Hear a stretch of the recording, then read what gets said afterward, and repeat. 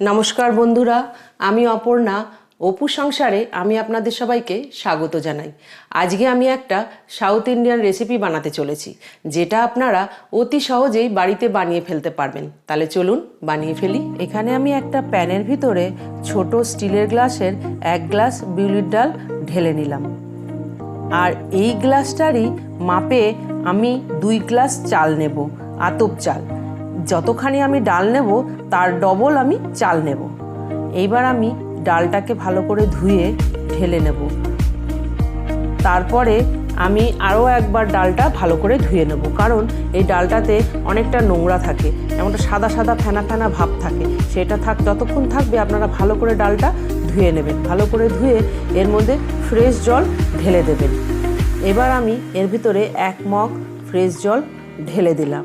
ঢেলে আমি এই পাত্রটাকে ঢেকে রেখে দিলাম। এবার আমি চাল নেব 2 গ্লাস। যতখানি আমি এখানে ডাল নিয়েছিলাম সেই গ্লাসটারই চাল নেব 2 গ্লাস। মানে যদি আপনি 1 কাপ ডাল নেন তাহলে 2 কাপ চাল, আর যদি 1 গ্লাস ডাল নেন তাহলে 2 কাপ চাল নেবেন। যতখানি ডাল তার ডবল চাল নিতে হবে। তাহলে এখানে আমি 2 গ্লাস চাল নিয়ে নিয়েছি।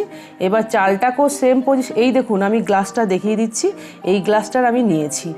আচ্ছা, এইবার চালটাকে আমি ভালো করে ধুয়ে জলটা ফেলে দিয়ে আবারও আমি সেম প্রসিজারে জলটা ফেলে দেবো।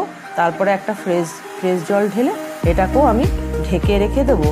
এবার এই যে চালটা আর ডালটা আমি ধুয়ে ভালো জল দিয়ে ঢেলে রেখে দিলাম, এটা কমসে কম 3 থেকে 4 ঘন্টা আমাকে ভিজতে দিতে হবে। যদি ভালো করে না ভেজে তাহলে কিন্তু এটা বাটলেও মিহি একটা পেস্ট হবে না। এই জন্য আমাকে অন্তত পক্ষে 3 থেকে 4 ঘন্টা ভিজিয়ে রাখতে হবে। এই দেখুন আমার 3 থেকে 4 ঘন্টা ভিজানোর সময় হয়ে গেছে। এবার দেখুন বিউলির ডালটা কেমন ফুলে ফুলে উঠেছে। এই রকমভাবেই যেন ফুলে থাকে। অন্তত 3 থেকে 4 ঘন্টা এটা ভিজতে দিতে হবে। চালটাও ঠিক তাই, দেখুন ভিজিয়ে কেমন ফুলে উঠেছে।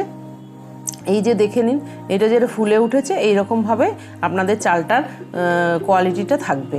এইবার আমি চালটা আর ডালটা পিষে নেব। সবার আগে আমি ডালটাকে পিষে নেব। ডালটা আমাকে যখন একদম মিহি করে পিষতে হবে ব্যাটারটা। এই যে ডালের ব্যাটারটা হয়ে গেছে। এবার আমি ডালটা পিষে একটা পাত্রে ঢেলে রেখেলাম। এই পাত্রটা একটু যেন বড় হয়, কারণ চালটা আর ডালটা যখন আপনি সারা রাত রেখে দেবেন তখন কিন্তু এটা ফুলে উঠবে। এই জন্য জায়গাটা যেন বড় হয়। এই দেখুন চালটাও আমি এভাবে ঢেলে অল্প পিষে নিয়েছি। এর মধ্যে এবার আমি একটা দেব নতুন চমক, যার জন্য ইডলিটা হবে একদম সফট, দোকানের মতো। এই দেখুন এইখানে আমার চাই 1 বাটি ভাত, সিদ্ধ চালের ভাত, কারণ আমি চালটা দিয়েছিলাম আতপ চাল, আর এখানে আমি দিলাম সেদ্ধ চালের 1 বাটি ভাত। আচ্ছা, মিশ্রণটা আমার হয়ে গেছে। এবার আমি ডাল আর চালের মিশ্রণটাকে একটা পাত্রেই ঢেলে নিয়ে ভালো করে একটা হাতা দিয়ে এটাকে ভালো করে মিশিয়ে দিতে হবে, যেন চাল আর ডালের মিশ্রণটা একদম ভালো করে মিশে যায়। মিশে গিয়ে এই যেন একদম একটা স্মুদি পেস্ট মতন দেখা যায়। আলাদা আলাদা মানে বোঝা না যায় যে ডাল আলাদা আর চাল আলাদা পিষেছি। এই দেখুন এবার আমার এটা ভালো করে ঘোটা হয়ে গেছে। এবার আমি এটাকে ঢেকে রেখে দিলাম। এটা অন্তত 7 থেকে 8 ঘন্টা ঢেকে রাখতে হবে, তাহলে গিয়ে এই যে এরকম ফুলে উঠবে। অন্তত সন্ধেবেলায় যদি আপনি এই পেস্টটা বানিয়ে নেন তাহলে কিন্তু সকালবেলা অবধি দেখবেন এরকমভাবেই ফুলে উঠেছে। তারপর ঢাকনাটা সরিয়ে এর মধ্যে আমি দিয়ে দিলাম 2 চামচ নুন। নুনটা আপনারা আন্দাজ মতনই দেবেন, ছোট চামচের 2 চামচ। এবার একটা হাতা দিয়ে এটাকে ভালো করে ফেটিয়ে নিতে হবে, তাহলে নুনটা চারিদিকে আপনার মিশে যাবে। এইবার আমি একটা ইডলির বাসন নিয়ে নিয়েছি। এই ইডলির বাসনে 3খানা ট্রে, এই ট্রেগুলো নাবিয়ে এই যে নিচে আমাকে কিছুটা জল দিতে হবে। আমি জলের পরিমাণটা দেখিয়ে দিচ্ছি। এই দেখুন জলটা এর মধ্যে ঢেলে দিলাম। এবার আমি আঙুলের সাহায্যে দেখিয়ে দেবো জলটা কতখানি থাকবে। এই 1 কড় অবধি জল দিলেই আপনাদের হয়ে যাবে। বেশি জল দিলে কিন্তু ইডলিতে ফুটে ফুটে ইডলিটার ওপরে এসে যাবে জলটা। এই জন্য জলের কোয়ালিটিটা আবার দেখিয়ে দিলাম। গ্যাস অন করে জলটা একটু গরম হতে দেবেন। আর ইডলির বাসনগুলোতে একটা বাটিতে অল্প একটু সাদা তেল নিয়ে ব্রাশ দিয়ে ওই সাদা তেলগুলো প্রত্যেকটা বাটিতে ঢেলে আপনি একটু ব্রাশ করে নেবেন। যদি আপনার কাছে ব্রাশ না থাকে তাহলে একটু ছোটো ছেঁড়া ন্যাকড়া দিয়ে ওর মধ্যে ডুবিয়ে ডুবিয়ে একটু তেলটা আপনি লাগিয়ে নেবেন সব কটা বাটিতে। তাহলে হবে ইডলিগুলো না আর ওর বাটির মধ্যে লেগে থাকবে না। আর তারপরে একটা গোল হাতা দিয়ে প্রত্যেকটা বাটিতে আপনি 1 হাতা করে ব্যাটার ঢেলে দেবেন। এইভাবে আমি সব ব্যাটারগুলো ঢেলে তৈরি করে নিয়েছি। এইবার আমার জলটাও গরম হয়ে গেছে। তারপরে এক একটা ট্রে আস্তে আস্তে করে আমি এর মধ্যে বসিয়ে দিয়েছি, বসিয়ে ঢেকে দিলাম। ঘড়ির কাঁটায় 10 মিনিট ধরে আপনি এটা দেখতে থাকবেন যে কতক্ষণ ধরে এটা চললো। 10 মিনিট দিলেই হয়ে যাবে। তাহলে চলুন এবার আমরা একটা চাটনিটা বানিয়ে ফেলি। চাটনির জন্য লাগবে লঙ্কা। তা আমি একটা আমার ছাদেই না লঙ্কার গাছ লাগিয়েছি, কয়েকটাই গাছ, অন্যান্য গাছ আছে, সেই গাছের মধ্যেই দেখছি লঙ্কা একদম ভরে গেছে। এই জন্য আমি আমার গাছ থেকেই লঙ্কা নিতে এসে গেছি। তাহলে ছিঁড়ে নিই লঙ্কাগুলো। দেখুন নিজের গাছের লঙ্কা ছিঁড়তে মজাই কুছ আনন্দই আলাদা, তাই না বলুন? এই দেখুন আমার লঙ্কাগুলো কি সুন্দর হয়েছে গাছে। এই লঙ্কাগুলো দিয়ে আমি বানিয়ে ফেলবো চাটনি। চাটনির জন্য লাগবে আমার বাদাম, কাঁচা বাদাম। এই বাদামগুলো আমাকে একটা প্যানের মধ্যে ভালো করে একটু রোস্ট করে নিতে হবে। তাহলে দেখে আমি রোস্ট করে নিই বাদামগুলো। এখানে আমি 250 গ্রাম বাদাম নিয়ে নিই। ফ্লেমটাকে মিডিয়াম আঁচে রাখবো।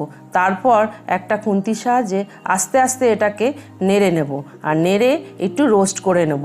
বেশি যেন আবার পোড়া পোড়া করে ভাজবেন না, অল্প রোস্ট করে এটাকে একটা থালায় ঢেলে নেব।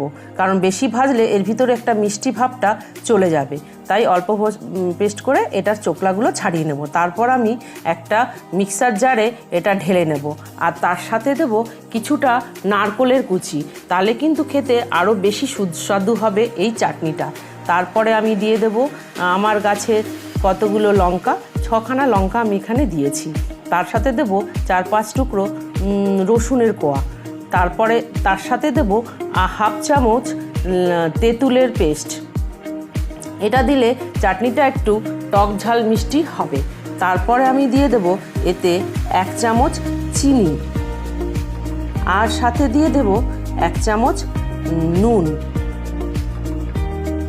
ব্যাস, এবার আমি এর ভিতর জল ঢেলে এটার একটা চাটনি বানিয়ে ফেলবো। দেখুন আমার চাটনিটা পেশা হয়ে গেছে। এবার আমি এটা ফোড়ন দেব। তার জন্য আমি এটা পাত্রে ঢেলে নিলাম আর একটা তড়কা প্যানে তড়কা দেওয়ার জন্য প্যানটা বসিয়ে নিলাম। এর মধ্যে আমি দিয়ে দিলাম কিছুটা সর্ষের তেল আর সাথে দেব 2টো শুকনো লঙ্কা আর দেব 1/2 চামচ গোটা সর্ষে। এবার এটা একটু নেড়ে চেড়ে ভালো করে এটা একটু নেড়ে চেড়ে নেব। তারপরে এটার মধ্যে দিয়ে দেব কয়েকটা কারি পাতা। কারি পাতাটা দিয়েও এটা একটু ভালো করে নেড়ে চেড়ে নিতে হবে, কারণ কারি পাতাটা তেলের সঙ্গে ভালো করে একটুখানি ভাজা ভাজা হয়ে যাবে।